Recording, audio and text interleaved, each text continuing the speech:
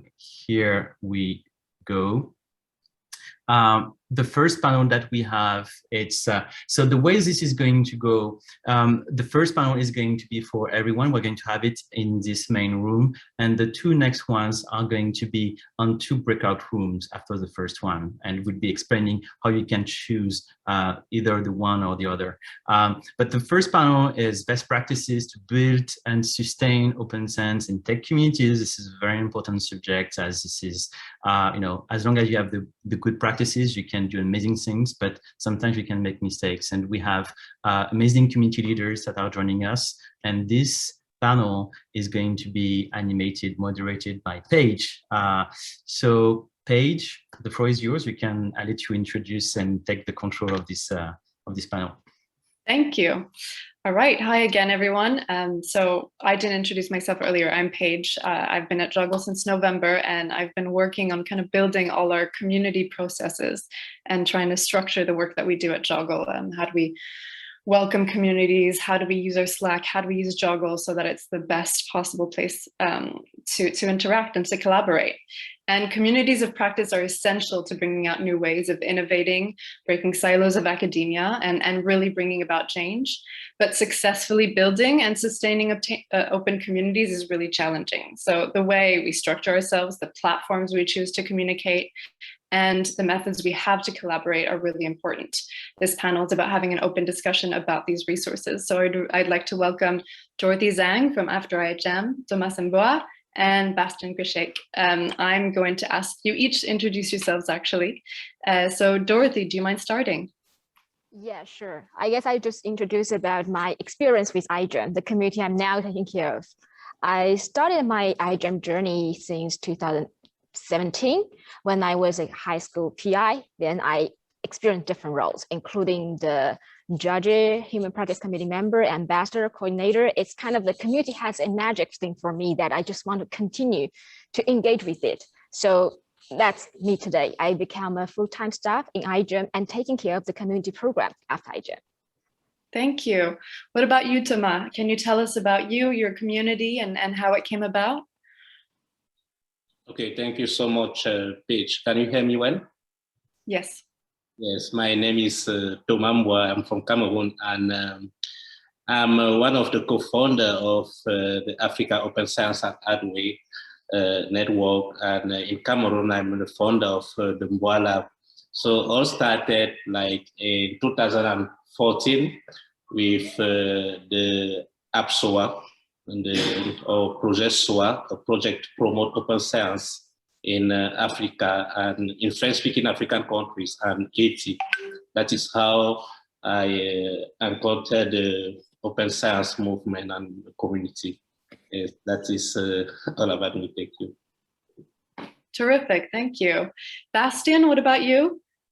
Hey, I am the founder of the peer-produced research lab at the CRI in Paris, and I've been doing open science stuff for at least 10 years now when we started OpenSNP, the by now largest open data repository for personal genome data worldwide. And with the idea to make this data publicly available for citizen science, and growing from there, I've moved on to the Open Humans Foundation, which I guess I'm representing as a community more here today than the actual research we are doing, which is about giving people the opportunity to collect and use their own personal data, to do research by themselves, on themselves, but also use it collectively as communities, in particularly for patient communities. And we have a lot of patient communities around covering things like cluster headaches, diabetes, autism, and many more. And we are working with these communities to make use of their data for good.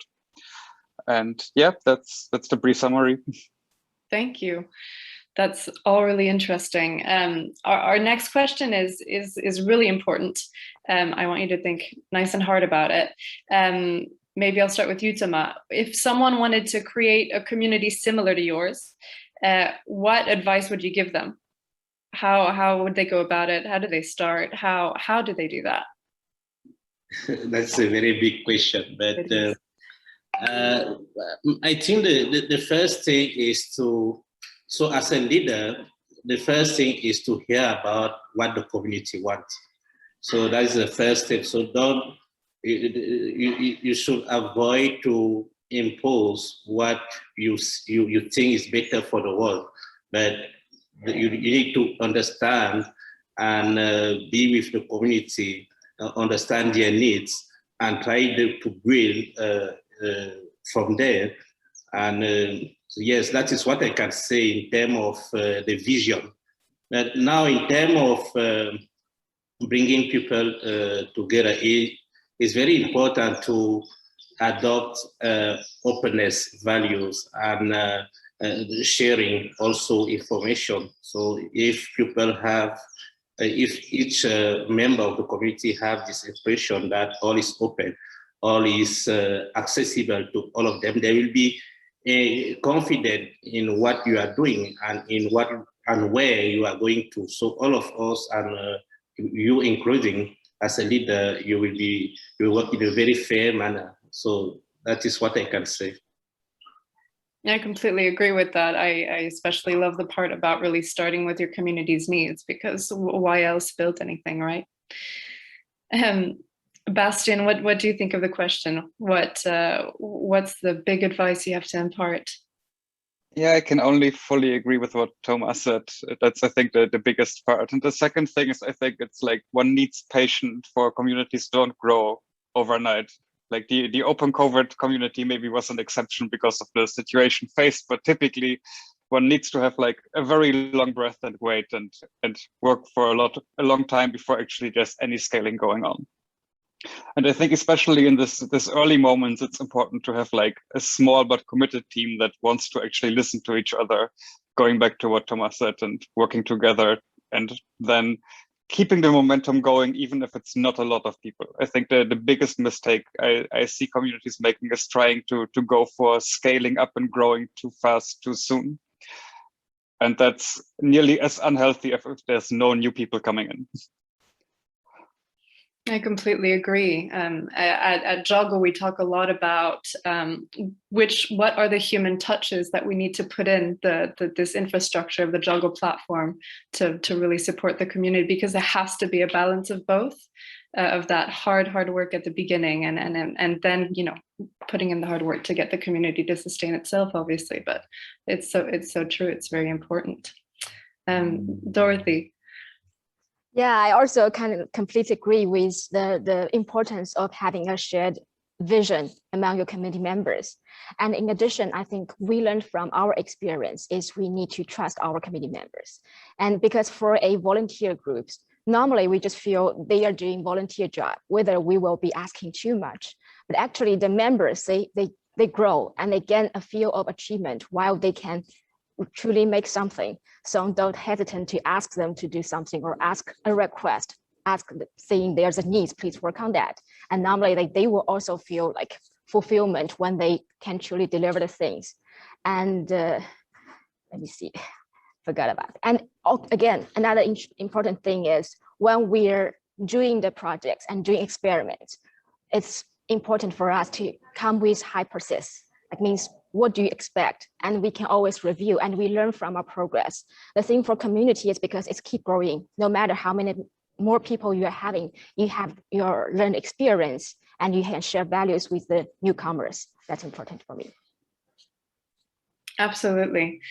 So true. Actually, your community is organized in specific cycles, right, around the Jamboree. So I was wondering what strategies you put in place to continue to facilitate your members beyond that big event.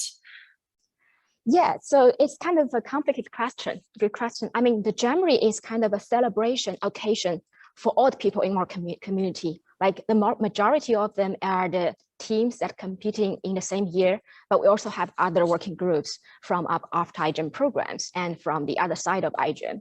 So I guess before that, like before the celebration time, all the groups need to work hard, including teams. They have to finish a project, and the other people, like our ambassadors, they are supporting the teams and making connections for more people.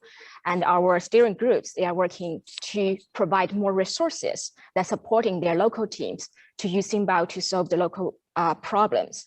So I guess this is a natural cycle of the year. It's not like we only have one Jamboree. Like we have a lot of stories going before the Jamboree.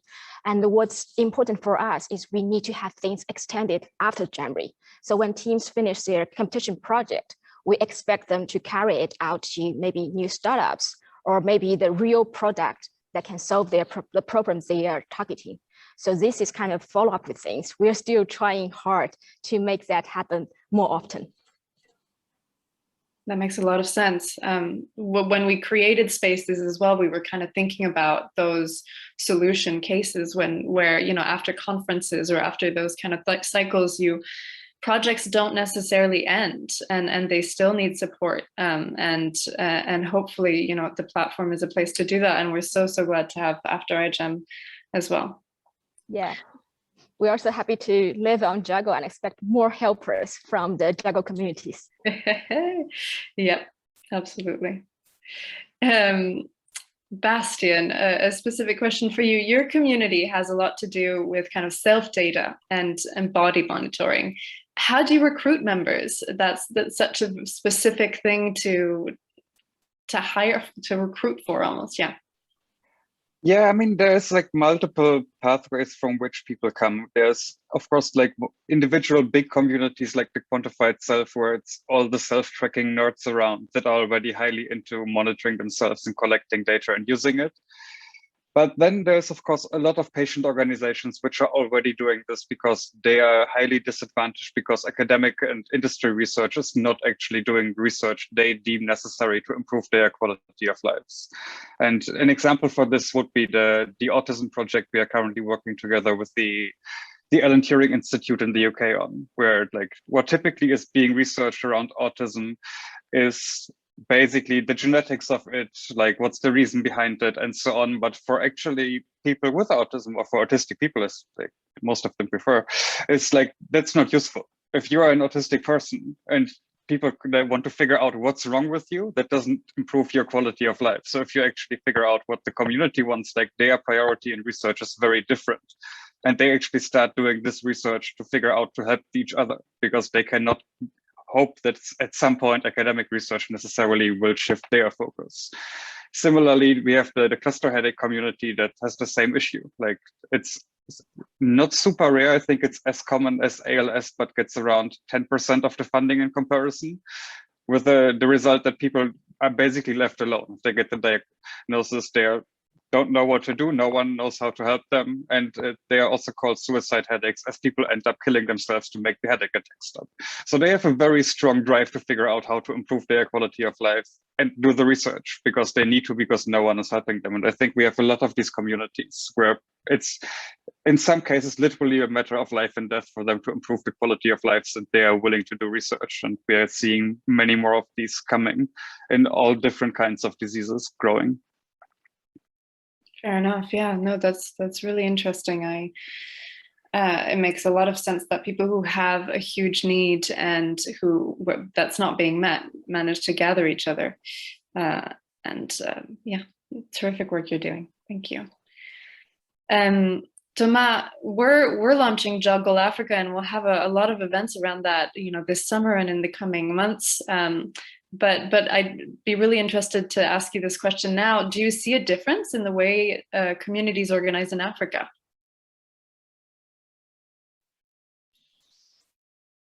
Come again with your question, Paige. Yes. Do you see a difference in the way communities organize in Africa as opposed to other parts of the world? I don't really see a difference.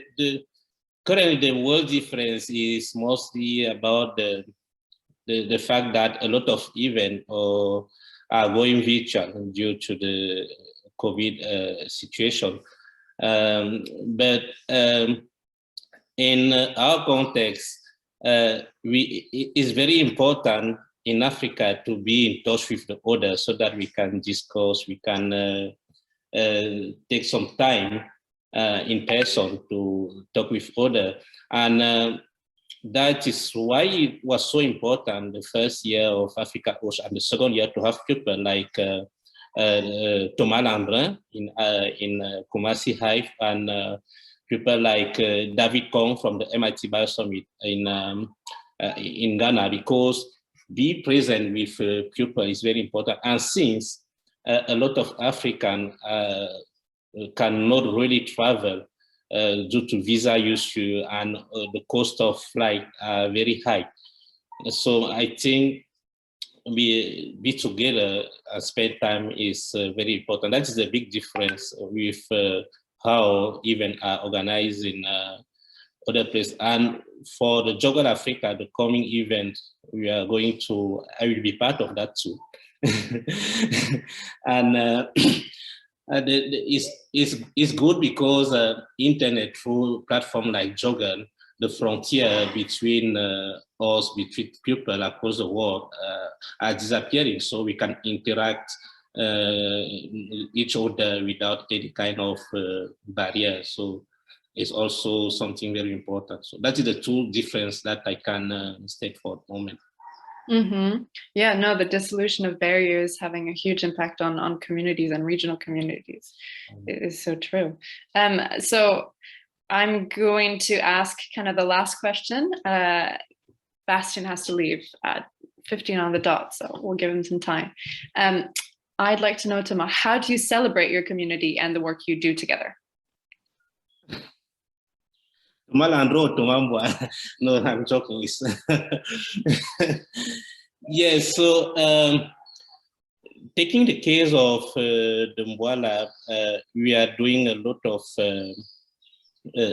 small events in the lab, and like during the week, we just had a new baby in the lab. One of our members just have a new baby, and so that is a good celebration for us. And I know that also in the Africa host community, when we have chance to meet, there's a lot of feast that we have to do after the event. So that is how we are celebrating the community. And also our traditional dishes are very important, specifically when we are receiving foreigners. So if you are not from our place, so when you reach to our context or our lab, we have to share with you our clothes, our traditional clothes, our traditional dishes. And yes, that is our way to celebrate what we are doing. Yes, thank you. I think we can all agree food is the great unifier. What about you, Dorothy? How do you celebrate your community and the work you do together? Yeah, I mean, like the most important part is like talk about their progress, like let more people know about they've achieved this thing. I guess that's the best way to celebrate their work. And since we are an international community, it's really hard for us to meet together or maybe having the same food at the same time. But there's also one occasion, that's what I said, Jamboree. So normally in the beyond the pandemic, we'll meet together at the Jamboree and celebrate all the work. And we expect it to happen in the near future. And now we have JOGL. So I hope like on JOGL, there will be some like festival or celebration events that different communities can get together and know about each other's, the achievements. Oh my goodness, that's so true. We need to have several celebrations all throughout the year to celebrate all of us all the time. Thank you.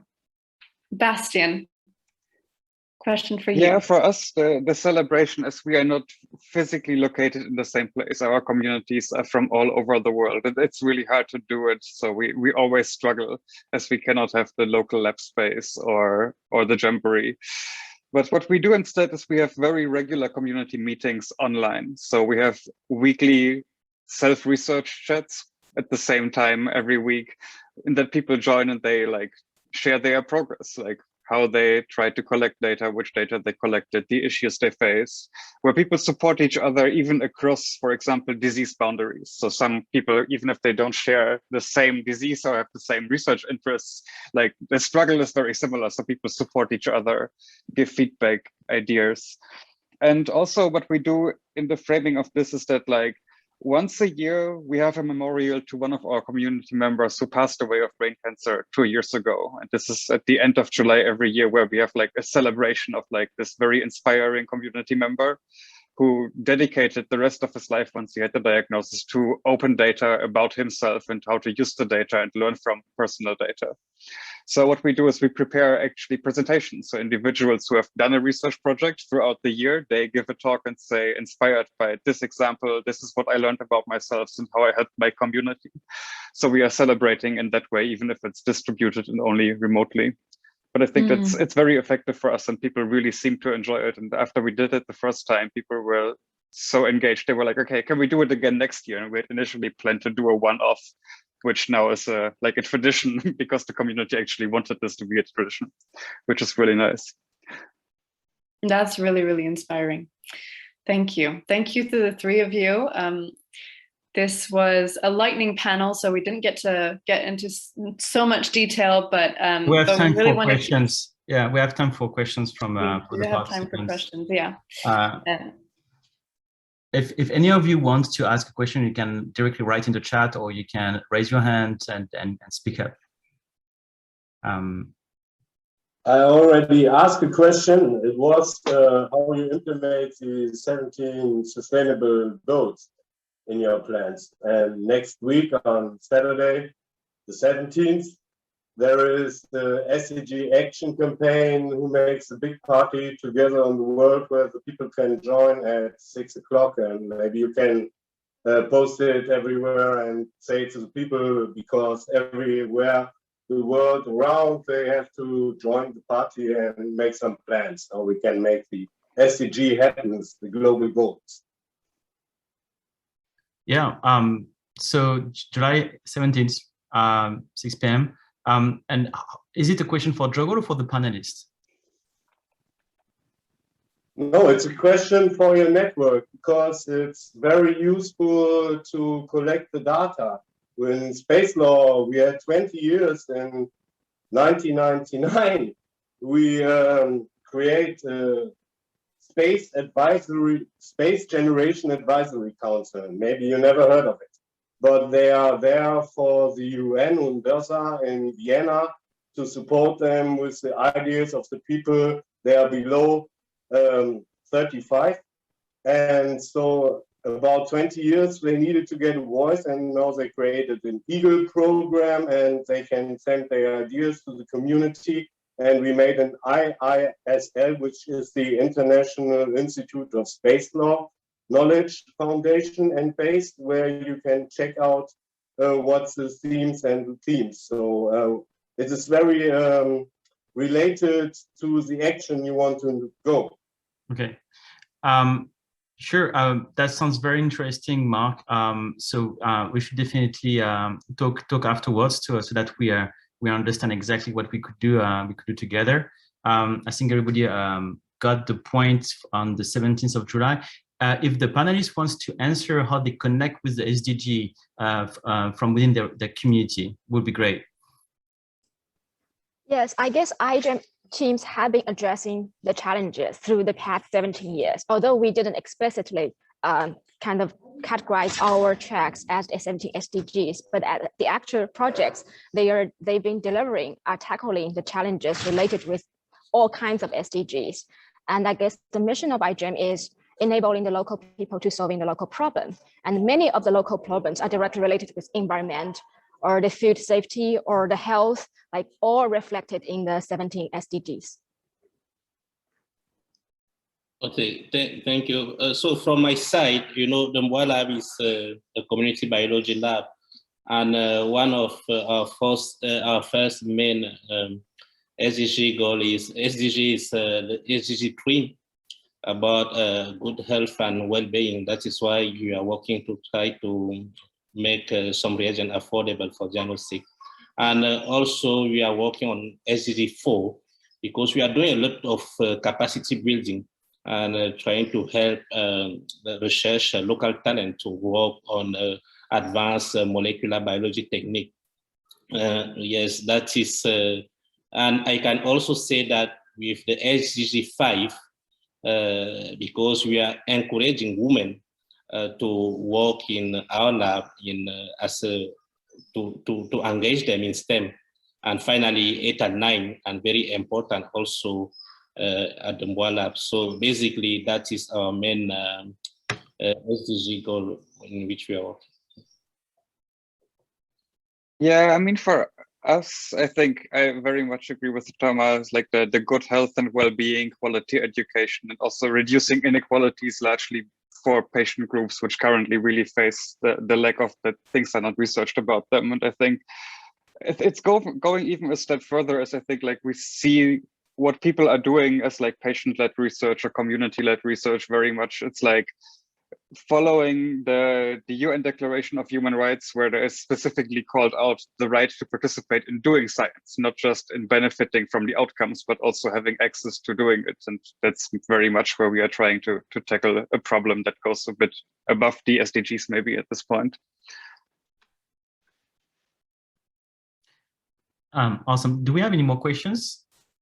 I think we have time for one more. Yeah. I kind of wonder how you managed to, like, for instance, Bastian, Rob, there are multiple people here who both are working in a charity, building something incredible, but also sustaining a professional job. How do you do that, and how do you decide when to stop from like helping, if you know what I mean? Yeah, I suppose. That's a great question, Chris. So I would say for us, it's kind of easy as it's very much aligned with our research interests, which are around how to facilitate people's access to help each other and work with each other to do research. So in that sense, every support and help we give to communities becomes also a data point in that sense for our research, which makes it easy to say that everything we do is research, which allows to to sustain the professional career, basically as like the back door to doing good. That's the hack we found for ourselves here, pretty much. And I think it's important, as I think we can see that at least what we see is that like for doing, in that sense, biomedical research, like there's a lot of regulations and rules around where we can actually provide communities access to the ethical oversight they need to legally do the kinds of research they want, which we couldn't if we weren't wearing an academic hat at the same time.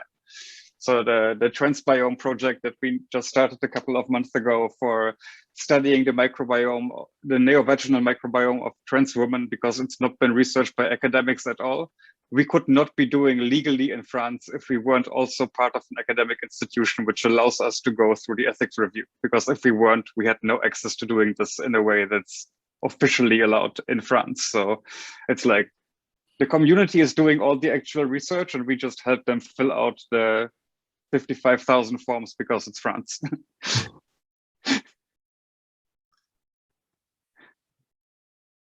Yes, I totally agree with Bastian, and that is what my supervisor, Florence Piron, called recherche action, and that is the same thing I'm doing here in Cameroon because I'm teaching at the Advanced School of Mass Communication, but I have my own lab, the Mboalab, where I can do what I want or what is not really easy to do from my university. And I succeed to bring some students in my lab as internship for them. And it's very important because, as Bastian said, what we are doing in the lab is tightly related to our work as a teacher. So that is why it's not easy to separate the two, but you can mix the result from one context to another. And yes, so it's very exciting to work like that. Yes. It's a lot of freedom, and yes.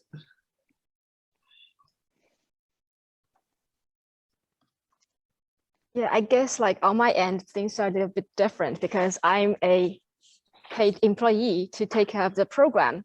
But talking about iGEM, I think like iGEM has a component that running the business, doing competition, and has component of the community building that iGEM has been putting resources to. This kind of like a mutual things, like the communities also feedback to the business program. and maybe making resources for that.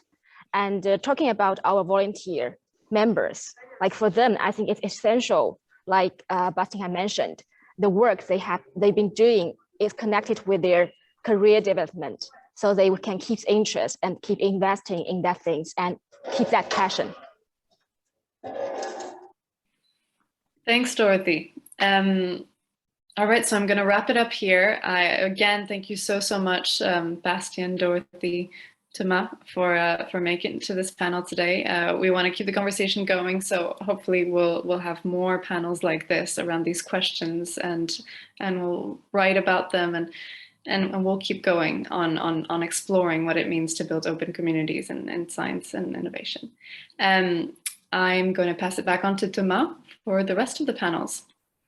All right, thank you so much, Paige. Thank you so much for the amazing panels. Yeah, I mean, we're learning. We're at the end, making communities is all about experimenting.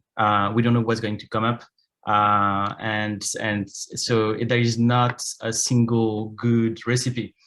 So we have to adapt all the time. So it's always it's really fantastic to be able to hear from you guys. You know, Dorothy, Bastian, and Toma. You guys have been doing such an amazing work. Now we're going to move on to